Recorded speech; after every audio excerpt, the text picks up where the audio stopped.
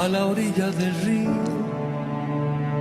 con pasión infinita, y encendiste en mi pecho una hoguera de amor. Ay, qué tierno esos besos, esos labios tan dulces, que besaban ardientes reclamando, aunque sea un poquito de amor. Ay, qué linda tu mirada serena. Marco Vallejo, ya lo tenemos en línea al ingeniero Eduardo Casati, hoy nuevamente dando un poco continuidad a esta situación actual de los Estados Unidos, tocando todo la consecuencia de las últimas elecciones. Más detalle de todo esto ya nos da el ingeniero Eduardo Casati, después de haber gustado el marco musical de esta hermosa composición A las orillas del río de Pepe Sarmiento, y escrito por justamente el ingeniero Eduardo Casati. ¿Qué tal, ingeniero? Buen día, ¿qué tal? ¿Cómo estás? Bien, César, ¿cómo te va? Audiencia. Buenos días. Bueno, viviendo nuevamente una situación tan desagradable de lo que está ocurriendo en nuestro país, las manifestaciones constantes, cosa de nunca acabar, y yo creo que hay mucha inconsciencia, don Eduardo, en este momento tan delicado donde el Estado está haciendo un esfuerzo sobrehumano para poder sostener esta situación, es decir, para poder afrontar esta situación tan desagradable de la pandemia. Esto también se suma el oportunismo político, el canibalismo político, que desgraciadamente fomentan ciertos grados de intranquilidad en nuestro país. Estamos pasando por una situación sumamente delicada, don Eduardo Casati, incluso lesionando derechos de terceros, y yo creo que de ninguna manera nos merecemos esta situación que estamos viviendo, don Eduardo, ¿eh? No nos merecemos, pero responde a una política muy bien programada. Los desórdenes y los reclamos, muchos de los cuales no dejan de ser justos, responde a una política de desestabilización muy bien organizada y muy bien financiada. En un momento en que el país está pasando por una situación de una crisis financiera y política muy seria, se producen estas protestas con el objeto de chantajear al gobierno y de desestabilizar la gobernabilidad. Para mí es muy claro. Y sí, don Eduardo, porque hay que también tener en cuenta de que nosotros al día estamos recibiendo, averiguando, haciendo un seguimiento. No de ninguna manera es la perfección que deseamos, pero sin embargo se está haciendo un esfuerzo tremendo, y el campesinado prácticamente no sintió la pandemia, aquel que tiene un pedacito de tierra que cultiva y que procura estar con el autoabastecimiento. Te podés imaginar un poco los problemas tremendos que se tuvo en el Chaco con la cuestión de los incendios, con la cuestión de la sequía tremenda. El campesinado, nosotros nos pasábamos casi 2 meses comentando esta situación con el ingeniero Máximo Hey. Sin embargo, al poco tiempo se superaron los problemas, allá una abundancia de productos frutícolas en el mercado, nunca faltó mandioca, nunca faltó batata. Están los campesinos que trabajan, que me envían los testimonios de trabajo con fotografías, con demostraciones de que sí se puede uno puede vivir dignamente en el campo. No el tema de Orevareapar o Manombátama, la pandemia anda Oreyucay, pero la miseria Oreyucata. La miseria llega en los lugares donde realmente uno no está preparado para y pedir condonaciones de deudas sobre cosas que nada tiene que ver con la agricultura. Yo creo que es totalmente irracional y lamentablemente una vez más el canibalismo político presente, don Eduardo, ¿eh?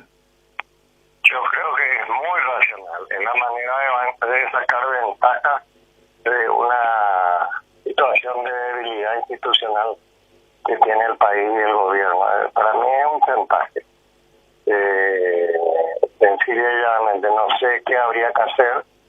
Lo que sí sé es que hay muchos reclamos que son ciertos y hay muchos dirigentes campesinos que tienen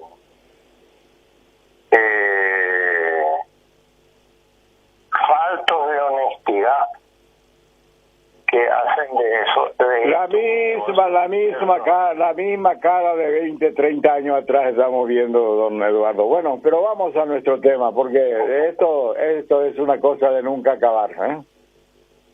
Sí, es un caso muy difícil. Hay que construir un Paraguay distinto y eso se logra únicamente con un gran desarrollo económico y un gran desarrollo social, con el mejoramiento del sistema de la justicia, con que se acabe la impunidad y con un crecimiento económico que permita crear toda la infraestructura del país, mejorar los sistemas de educación, mejorar los sistemas de crédito y de asistencia técnica, mejorar los sistemas de comercialización, iniciar un proceso de industrialización del país que genere suficiente empleo. Paraguay tiene muchas posibilidades. El asunto es que la dirigencia política no está preparada para asumir las responsabilidades y los intereses son muy contrapuestos, los intereses ideológicos y partidarios. Eso es lo que impide que Paraguay pueda pegar, o sea, que de todos modos está pegando. En los últimos 15 años Paraguay cuadruplicó su Producto Interno Bruto per cápita. Es la economía de América Latina que más ha crecido su Producto Interno Bruto, redujo su pobreza a la mitad, y no es que estemos exentos de problemas e inconvenientes, pero aún así hemos dado un salto grande. Entonces yo siempre hablo de la necesidad de un pacto político para definir políticas de Estado, y aparentemente ese interés no existe. Si existiera y tuviéramos una definición muy clara de a qué apunta Paraguay, yo creo que en el mediano plazo va a haber una transformación socioeconómica muy importante acá en el país. Pero vamos a nuestro tema principal. Nuestro tema principal es, como estuvimos viendo en todas estas últimas charlas, que se desató una crisis económica mundial debido a la enfermedad del COVID, que se originó en la China en diciembre del año pasado, con el grave error de que el gobierno chino no alertó a tiempo. Entonces se produjo una diseminación masiva de la enfermedad. Cuando ellos reaccionaron ya fue muy tarde, hicieron un cerco de 14 millones de personas, que ya no fue efectivo porque hubo mucho traslado de gente. Y con el aumento de conectividad mundial que hay, que todo el mundo viaja, todo el mundo, la enfermedad se expandió globalmente de manera muy rápida. Los sistemas de conexiones aéreas hacen que de cualquier parte del mundo se viaje a cualquier parte del mundo, y la característica de la enfermedad es su elevado nivel de contagio. Y entonces eso creó una crisis económica y una recesión económica mundial muy grande. Sumado a eso tenemos el trasfondo de una reacción tardía de algunos gobiernos en términos de las medidas sanitarias y económicas que debían haberse tomado. Por ejemplo, España y Italia no reaccionaron inmediatamente a la enfermedad, y la enfermedad le desbordó con tremendas consecuencias sociales y económicas. Paraguay, afortunadamente, cuyo primer caso se produjo en marzo, definió una política de Estado que se implementó muy bien, porque no tenía una infraestructura hospitalaria que pudiera hacer frente a la enfermedad. Entonces se implantaron programas de aislamiento que permitieron que el país tuviera el tiempo necesario para adecuar su infraestructura hospitalaria y para capacitar a su personal para hacer frente a la enfermedad. Y increíblemente se tomaron medidas económicas que otros países imitaron y se citaron como ejemplo en el mundo sobre lo que debería ser una planificación económica para la pandemia. ¿Qué es lo que implica la pandemia? La pandemia, si hay aislamiento, implica que la gente no vaya a trabajar. Entonces hay dos formas de no ir a trabajar. Con el sistema tecnológico que tenemos hoy día, el trabajo se puede hacer en casa y eso está muy bien para cierto nivel de gente y cierto nivel de organización. Pero hay muchas personas que viven del día a día.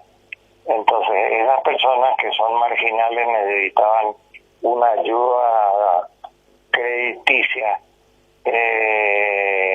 para satisfacerle sus necesidades básicas, pero básicas, muy básicas de alimentación.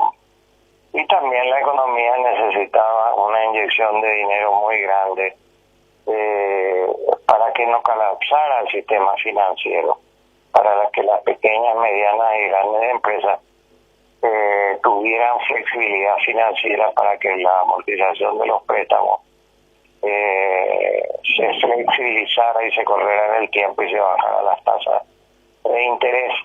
Eso se consiguió con un respaldo del gobierno que garantizaba el 90% de los préstamos que los bancos, porque los préstamos se canalizan a través de los bancos, concedieron.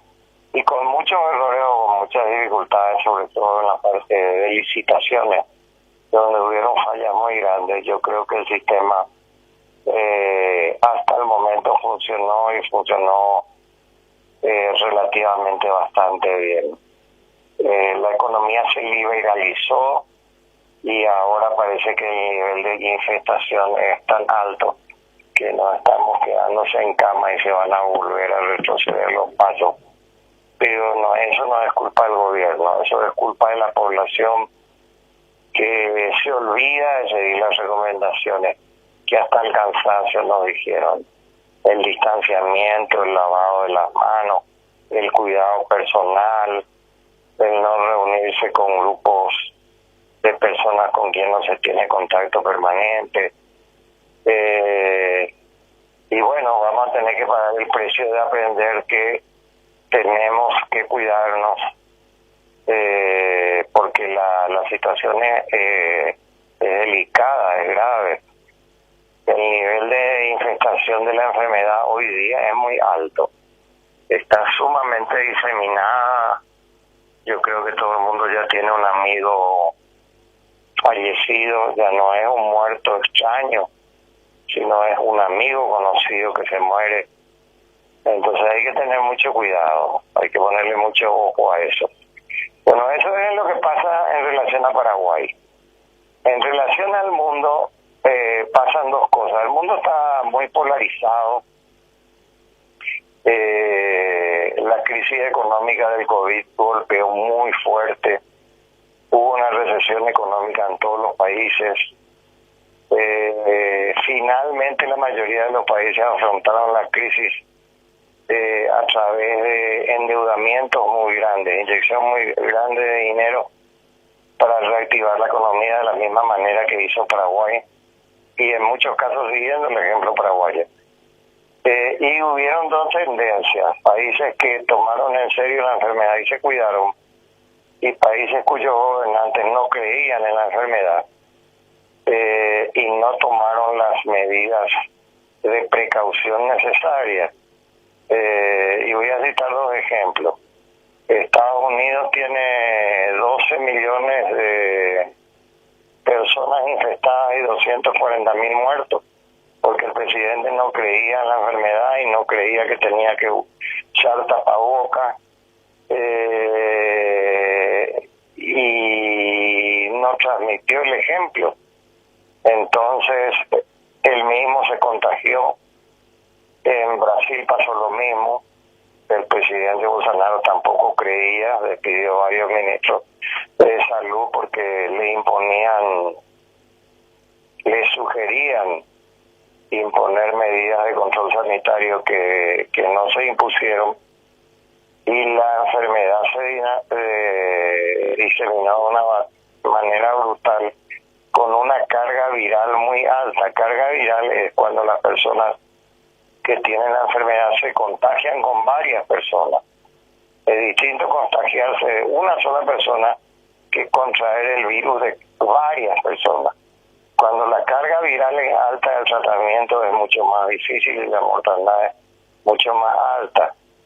Y hablamos acá de que hay dos tipos de poblaciones: la gente sana y joven, en líneas generales, no tiene graves problemas si la enfermedad tratada a tiempo se supera, pero las personas de cierto nivel de edad, de la tercera edad, con alguna enfermedad de base, sea problema cardíaco, sea problema asmático, sea problema de diabetes, las consecuencias son terribles. Muere un porcentaje muy alto de población. No obstante todo eso, yo creo que Paraguay, a pesar de este rebrote que estamos sintiendo ahora, en líneas generales manejó bastante bien su crisis. Pero ahora vamos a hablar del mundo. ¿Qué hicieron las grandes potencias? Y las grandes potencias inyectaron una enorme cantidad de dinero para reactivar la economía, para que no haya quiebra masiva de los bancos, e implementar subsidios a la población marginal. En Estados Unidos hay millones de personas sin empleo. Hay más de 10 millones de personas sin empleo. Hay 12 millones de infectados. Y ese es todo un mundo de gente a quien hay que darle una ayuda financiera para que no se produzca un colapso económico y social. Se produce en Estados Unidos también unas elecciones y hay un cambio de política. Se va a dar un cambio de política económica y de relacionamiento totalmente distinto. El estilo del presidente Trump fue de aislamiento, renunció al Tratado de París, por el cual los países convinieron en el 2015 que en un plazo de X años se iba a implementar una política de descontaminación a nivel del mundo, desarrollando el uso de energías alternativas para sustituir el petróleo, porque el 90 y pico por ciento, el 94% de la economía mundial funciona a través del petróleo, del gas y del carbón, que son altamente contaminantes y están produciendo un calentamiento global con consecuencias de alteraciones climáticas que pueden ser catastróficas. Trump no creía en el cambio climático, fomentó e incentivó y dio incentivos para la producción, salió del Acuerdo de París, dio incentivos a la industria petrolera, gasífera y del carbón para que aumenten su producción, y Estados Unidos se convierte en el principal productor mundial de petróleo. Y acá hay una cuestión que estratégicamente no se comenta. Se dice que las mayores reservas de petróleo del mundo están en Venezuela, lo cual no deja de ser cierto, pero hay una falacia. Las mayores reservas de petróleo están en Estados Unidos. Lo que pasa es que por cuestiones estratégicas, Estados Unidos compraba el 50% del petróleo que consumía e importaba el 50% del petróleo restante, que era una cantidad desmedida y excesiva. Entonces, en el gobierno Obama se cambió la política, se dijo que las reservas de petróleo eran tan grandes que no tenía sentido que el país país destinara tantos recursos a comprar petróleo por cuestiones estratégicas. Eduardo, Sí, ¿me podés ampliar después del corte, por favor? cómo no. Correcto. Marcos Vallejo, vamos contigo. R800, Radio La Unión, amplitud modulada. Los pequeños productores agroganaderos necesitan el apoyo de todos, porque desde el Crédito Agrícola de Habilitación creemos que el futuro y la reactivación económica del país están en el campo. Crédito Agrícola de Habilitación.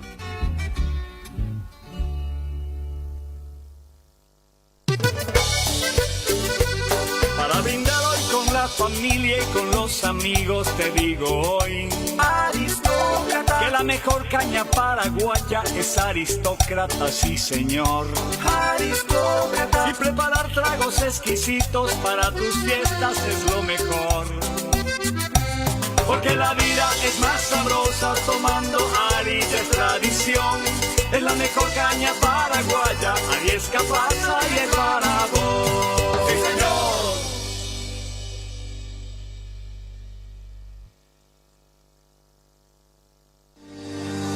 En esta época de sequía, Granusa, excelencia en nutrición animal.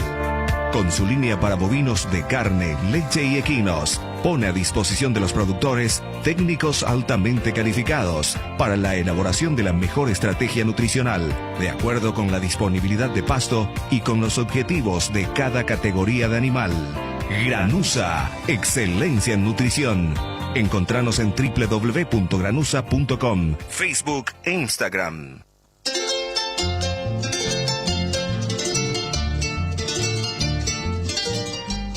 El gobierno nacional, a través de la entidad binacional Yacenetá, invirtió en menos de 2 años de gestión 50.000 millones de guaraníes en el fortalecimiento del sistema de salud. Y seguimos trabajando con más fuerza para vencer a la pandemia por coronavirus, ayudando a salvar vidas, logrando que la salud deje de ser un privilegio, sino un derecho de todos los paraguayos. Yacenetá, mucho más que una hidroeléctrica.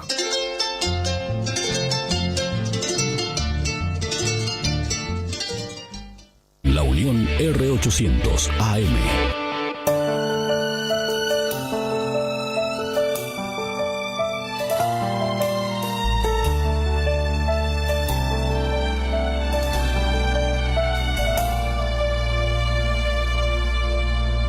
Me besaste esa noche a la orilla del río, con pasión infinita, y encendiste en mi pecho una hoguera de amor. Continuamos con el ingeniero Eduardo Casati sobre este análisis tan interesante que está haciendo en la mañana en Amanecer Agropecuario. Te seguimos escuchando atentamente, don Eduardo. Sí, estaba contando que durante el gobierno de la administración de Trump se produjeron modificaciones de política económica y de política exterior muy grandes. Hubo una política de confrontación muy grande y una guerra comercial entre Estados Unidos y China, que después voy a explicar más tarde. Hay una política de confrontación con Rusia muy fuerte. Hay una pérdida de la unidad granítica que tenía la OTAN, la Comunidad Económica Europea, con Estados Unidos por diferencias de enfoque. Se rompió la armonía que había en el bloque occidental.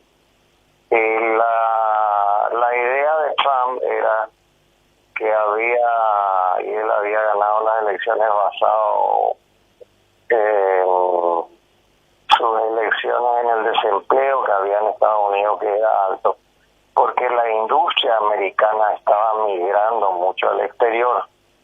¿Qué pasa con los países desarrollados? Los países desarrollados tienen dos cosas.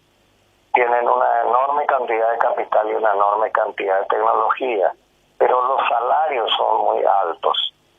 Entonces, cuando los salarios son altos, los países lo que hacen es recurren a inversiones en el exterior para abaratar los costos de producción. de los bienes que ellos necesitan. Transfieren tecnología, transfieren capital y manejan el sistema de comercialización de sus productos, pero hay pérdida de empleo en el mercado interno. ¿Por qué? Porque un obrero chino gana 15 veces menos de lo que gana un obrero americano, entonces es mucho más fácil mandar a hacer una computadora en China que mandar a hacer en Estados Unidos. Lo que decía Trump, no sin razón, es que esa situación tenía que ver la forma de revertirse porque Estados Unidos estaba perdiendo mucho empleo, no solo Estados Unidos, sino Europa también. Y es una situación muy delicada. Y lo que origina la guerra comercial con China es que la China, si bien está en la Organización Mundial de Comercio, no respetaba las normas y tenía subsidios de ciertos bienes esenciales como el acero, que producía un costo muy barato y entonces afectaba a la industria europea y la industria americana.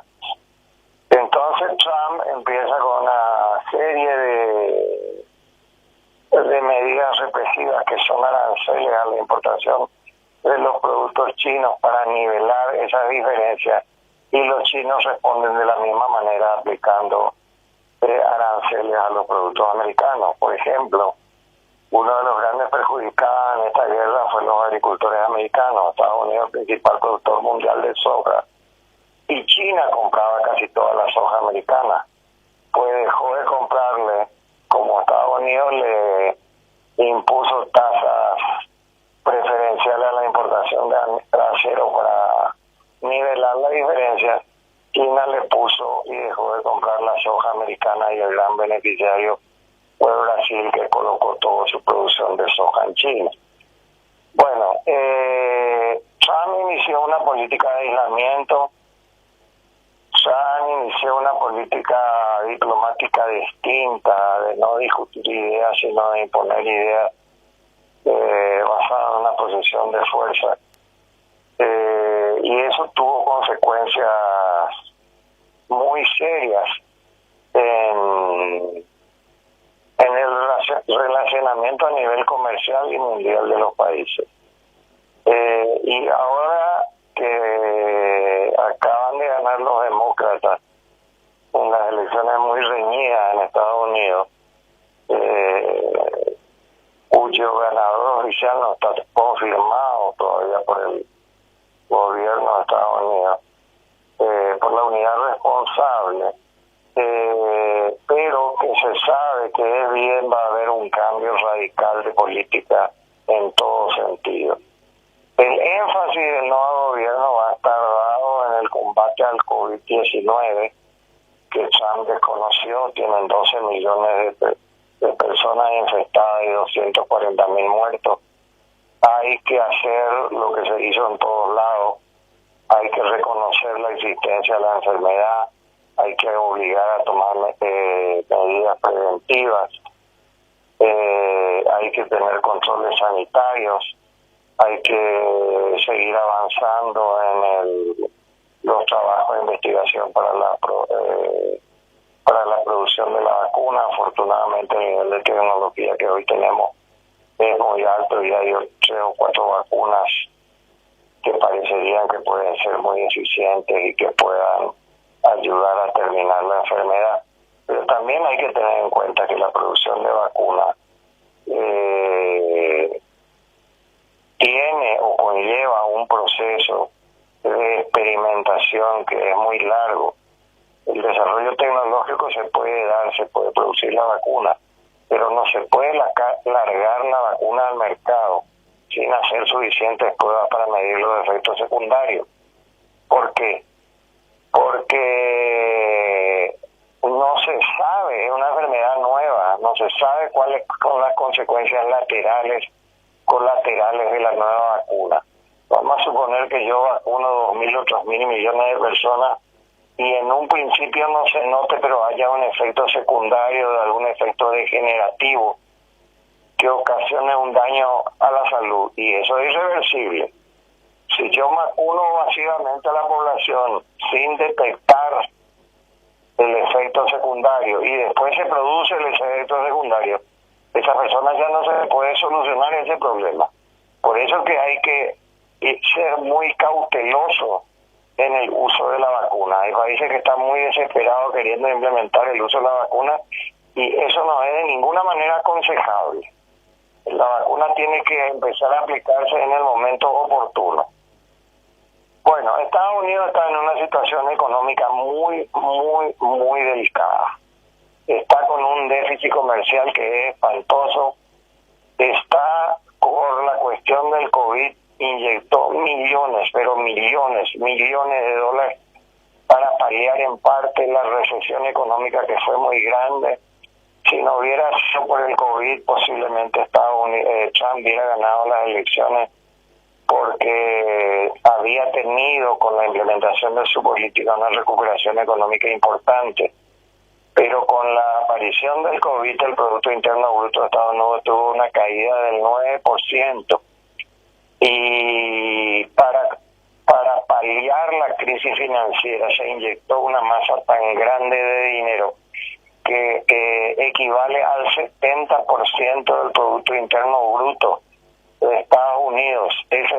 Nosotros armamos un escándalo porque el presupuesto nacional se aumentó del 20 al 30% el déficit fiscal. En Estados Unidos el déficit fiscal es el 72% del Producto Interno Bruto. Otra cosa que quiere hacer Biden es que como consecuencia de todo lo sucedido últimamente hay una traslocación de la situación económica de la población americana. Está aumentando el número de ricos y está aumentando el número de pobres y está disminuyendo la clase media. Y él piensa a través de su política económica revertir esa situación. Y por último, él piensa que ha llegado el momento de volver a tomar el cambio climático con mucha seriedad. Entonces se van a destinar inmensas, pero inmensas cantidades de recursos a investigación y a implementación de uso de energías renovables alternativas, fundamentalmente eólicas y solares, y también de hidrógeno, para eliminar la contaminación que estamos teniendo, que tiene consecuencias espantosas. Esa decisión de volver al Acuerdo de París y que entre todos se retome, que Europa avanzó muchísimo en la sustitución, en la implementación de uso de energías renovables, se va a implementar en Estados Unidos y tiene dos facetas. La primera es que Estados Unidos incentivó mucho el uso del petróleo, que produce justamente el calentamiento global y que le dio un resurgimiento económico importante a Estados Unidos, porque Estados Unidos en este momento dejó de importar petróleo, está exportando petróleo y es el primer productor mundial de petróleo. La cantidad de dinero que salía de Estados Unidos con la política anterior de comprar el 50% de su consumo de petróleo de afuera hacía que tuviera un déficit comercial espantoso, que hoy día en ese campo está desapareciendo. Y esa producción de petróleo tiene subsidios que son muy importantes. Entonces, si se eliminan esos subsidios, la industria petrolera americana puede generar mucho desempleo y tienen que manejar eso con mucho cuidado. Por otro lado, invertir en energías renovables requiere una enorme cantidad de dinero, pero esa enorme cantidad de dinero genera una enorme cantidad de empleo. Entonces hay dos formas de ver el enfoque. En primer lugar, es necesario cuidar la contaminación mundial. Hoy día hay la tecnología, es bastante segura y es más económica hoy día, inclusive que la producción de petróleo. Entonces es necesario que para que nosotros podamos como planeta subsistir, tengamos el cuidado de disminuir drásticamente la emisión de gases que producen el efecto invernadero. ¿Y qué va a pasar en Estados Unidos si se implementa una política que va a ser de una inversión muy fuerte con la producción de petróleo? No es que se va, y eso nadie habla, no es que se va a dejar de producir petróleo ni se va a dejar de usar petróleo, se va a sustituir gradualmente el petróleo por la energía renovable. ¿Y qué va a pasar con el petróleo que se estaba consumiendo? Es que no se va a consumir porque va a ser sustituido por un producto alternativo y va a entrar al mercado mundial y va a generar divisas para Estados Unidos. Esa es la cosa que no se cuenta, pero que es así. Después, otra cosa es cómo maneja Estados Unidos su déficit comercial. Y Estados Unidos es un país que tiene características muy especiales. La economía de Estados Unidos se centra en su mercado interno y la economía en el mundo se centra en su mercado externo. Las más grandes economías del mundo, China, Japón, Alemania, viven de la exportación de sus productos. Estados Unidos no vive de la exportación de sus productos. Estados Unidos vive de la expansión de su mercado interno, del consumo de su mercado interno.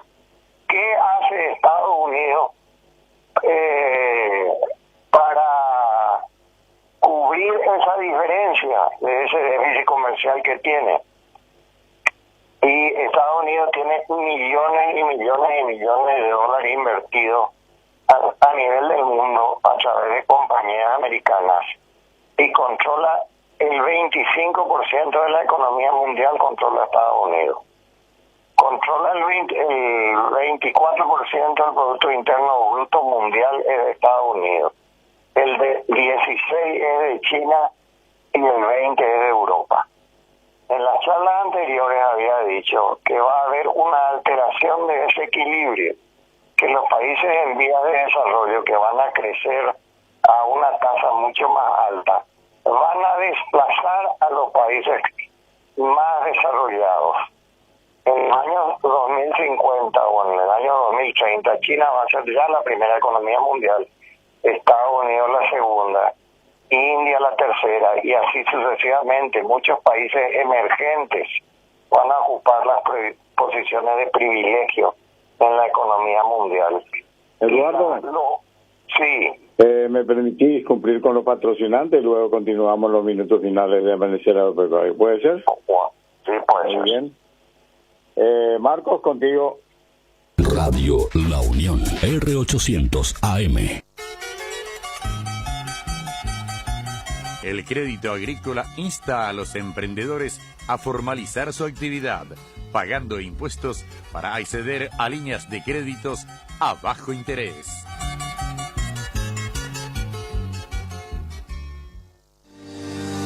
En esta época de sequía, Granusa, excelencia en nutrición animal. Con su línea para bovinos de carne, leche y equinos, pone a disposición de los productores técnicos altamente calificados para la elaboración de la mejor estrategia nutricional, de acuerdo con la disponibilidad de pasto y con los objetivos de cada categoría de animal. Granusa, excelencia en nutrición. Encontranos en www.granusa.com, Facebook e Instagram.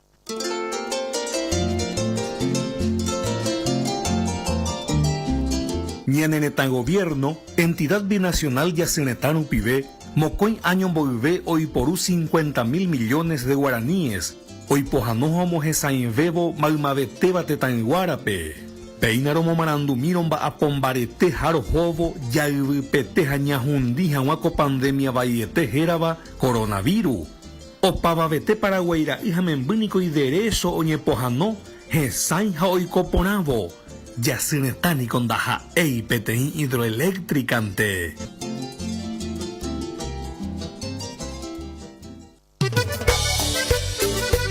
Para brindar hoy con la familia y con los amigos te digo hoy, aristócrata, que la mejor caña paraguaya es aristócrata, sí señor. Aristócrata. Y preparar tragos exquisitos para tus fiestas es lo mejor. porque la vida es más sabrosa tomando Aris, es tradición. Es la mejor caña paraguaya, Aries Capaza y el para vos. ¡Sí, señor!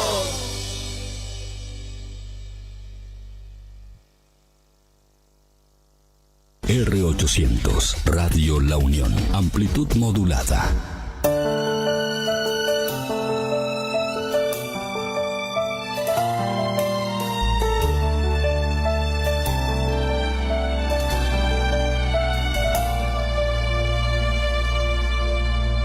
Me besaste esa noche a la orilla del río con pasión infinita y encendiste en mi pecho una hoguera de amor. Ay, qué tierno esos besos, esos labios tan dulces que besaban ardientes reclamando aunque sea un poquito de amor. Estamos en los minutos finales del agropecuario y sumamente interesante lo enfocado hoy por el ingeniero Eduardo Casati, una muestra de lo que es la realidad y lo que las determinaciones, estos cambios que se producen a través de los cambios es decir, del cambio de gobierno de Estados Unidos, es sumamente interesante, principalmente el que se vuelva a poner énfasis en la cuestión ambiental. Es algo, un paso sumamente importante. Bien, Eduardo, te escuchamos atentamente. La pregunta es que las inversiones que requiere el gobierno para producir las modificaciones son monstruosas. Por ejemplo, se necesitan 2.000 millones de dólares. $1 billón son para nosotros 1.000 millones de dólares. 2.000 millones de dólares para implementar el programa de cambio climático. Se necesitan 3.000 billones de dólares para orientar la nueva economía a tratar el problema de desempleo. Se requiere otros 3.000 billones de dólares para la parte de innovación tecnológica. Y hoy día hay que analizar la economía de Estados Unidos, que la agricultura ocupa el 1 o el 2% de la población. La manufactura solo ocupa el 24% de la población. El país más rico y más industrializado del mundo, solo el 24% de sus recursos se destinan a producir bienes, porque los bienes se producen afuera, por esa cuestión de los salarios. ¿Y en qué funciona la economía de Estados Unidos? Funciona en base a servicios. ¿Qué son servicios? Servicios son transporte, es turismo, es educación, es investigación. Ahí se gana el dinero en Estados Unidos, y el 70% de la economía de Estados Unidos funciona a través de servicios. Entonces, ¿qué va a hacer Biden para conseguir esos recursos? Va a recurrir a la copia del modelo de Roosevelt de la crisis económica de los años 20 y 30, en el cual fue la mayor depresión de la historia de Estados Unidos, y ellos llegaron a la conclusión de que cuando un país está en una situación, una crisis financiera muy seria, el gobierno tiene que tomar las riendas y tiene que inyectar una cantidad de dinero monstruosa para generar empleo y para reactivar la economía. El énfasis de la economía va a ser, porque la guerra va a ser tecnológica, destinar muchísimo, pero muchísimo dinero a la parte de investigación en todas las áreas, de manera que el miedo que exista, que el poder de Estados Unidos se resienta porque China le supere, se vea disminuido o atemperado. Estados Unidos tiene la capacidad tecnológica, si destina los recursos para mantener su hegemonía, y depende del éxito que tengan en eso. ¿Cómo va a hacer eso y de dónde va a sacar ese dinero? Bueno, durante la política republicana existió una política de incentivo, de disminución impositiva para la gente más rica. Se bajaron toditos los impuestos porque decían que la gente rica, cuando pagaba menos impuestos, ese dinero iba a invertir en la reactivación económica. Es cierto, sí, es parcialmente cierto, pero no es totalmente cierto. Porque ese dinero que se le sacó del impuesto no se le obligó a que reinviertan. La política correcta hubiera sido, yo te disminuyo los impuestos, pero vos tenés que demostrarme que hiciste una inversión que genere empleo. Y eso no se hizo. Entonces, en Estados Unidos, ese déficit monstruoso fiscal que tiene se va a paliar a través de un aumento impositivo en todos los órdenes enorme. Piensan subir duplicar el salario mínimo. ¿Y cómo se va a duplicar el salario mínimo en una época de crisis? Porque ellos dicen que el salario mínimo que tienen no es suficiente para que la población viva con una situación digna, y que pueden, a través de capacitación, aumentar la productividad de manera que la gente pueda haber aumentado significativamente sus ingresos. Piensa que va a haber una protección social mucho más fuerte del sector salud, porque la población está muy desprotegida. Y ahora vamos a terminar con una cosa muy sencilla. ¿Cómo consigue Estados Unidos hacer todo esto?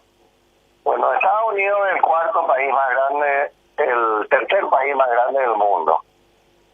El primero es Canadá con 9.900.000 kilómetros cuadrados, el segundo es Estados Unidos con 9.800.000, el tercero es China con 9.300.000, el cuarto es Brasil con 8,5 millones de kilómetros cuadrados y el quinto es Australia con 7,5 millones. Estados Unidos es un país inmensamente grande e inmensamente rico.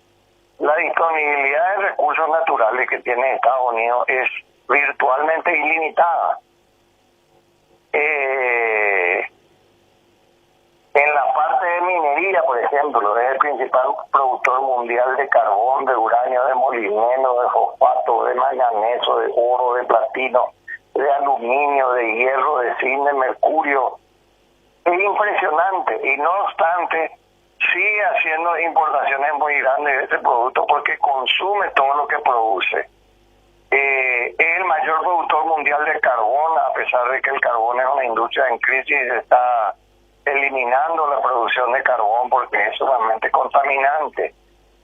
Es el mayor país productor de oro, es el mayor productor de hierro y acero. Tiene una agricultura con un nivel tecnológico que es impresionante. Su industria siderúrgica es una de las más eficientes del mundo. Tiene una industria petroquímica que es realmente espectacular, y hoy día Estados Unidos es el principal productor mundial de petróleo. Tiene una industria automotriz y de ingeniería altamente competitiva. La infraestructura vial que tiene Estados Unidos es espantosa. Su red ferroviaria es 280.000 kilómetros cuadrados. Tiene 6.500.000 kilómetros de carretera. Tiene más de 200 millones de vehículos que circulan. Y los ferrocarriles en Estados Unidos son privados, no pertenecen al Estado. Hay una cosa que es muy importante, que no se está explotando adecuadamente todavía. Los países por convención internacional tienen 270 millas náuticas, que son como 300 kilómetros, sobre el límite de su costa, y Estados Unidos tiene 9.800.000 kilómetros cuadrados, y tiene costas en el Atlántico y tiene costas en el Pacífico, y después tiene Alaska, que tiene costas en el Pacífico y en el Ártico. Y si nosotros calculamos la superficie que le corresponde a Estados Unidos por área pesquera, que Estados Unidos no está explotando todavía, tenemos cerca de 12 millones de kilómetros cuadrados, es el potencial de pesca que tiene Estados Unidos. Entonces, Estados Unidos es un país espantosamente rico. Controla 25% del Producto Interno Bruto Mundial se genera en Estados Unidos, controla el 40% del comercio internacional y el 60% de la masa monetaria de reservas internacionales son dólares. Bueno, como había necesidad de acortar, acorté. Sí, porque estamos llegando al tope. En resumen, ¿qué es Estados Unidos? Estados Unidos es un país espantosamente rico, con una situación financiera muy delicada, con un cambio de política radical. ¿Cómo va a buscar hacer su gobierno bien? A través de un cambio de política exterior totalmente distinta. Va a tratar de recuperar sus antiguos aliados, va a mejorar significativamente su relación con Europa y con la OTAN, va a tratar de disminuir el nivel de tensión con Rusia, porque hay un confrontamiento por intereses creados muy fuerte que provoca mucha inestabilidad. Va a mejorar las relaciones con China, pero las diferencias son tan marcadas que no se va a acabar la guerra comercial con China. Bien, Eduardo, concluimos con esto porque lamentablemente se nos fue la hora, ¿eh? Sí, nunca hay tiempo para decir todo. Sí, así es. Vamos a continuar con esto, ¿eh?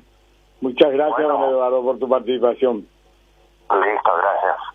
Bueno, Marcos Vallejo, final del programa Amanecer Agropecuario, gracias por tu apoyo y ya el departamento de prensa está con ustedes para las informaciones de primera mano en Radio La Unión. Sigan en sintonía. Hasta mañana, si Dios permite, otro capítulo más del programa Amanecer Agropecuario. Han sido ustedes muy amables. Muchas gracias. La Unión R800 AM.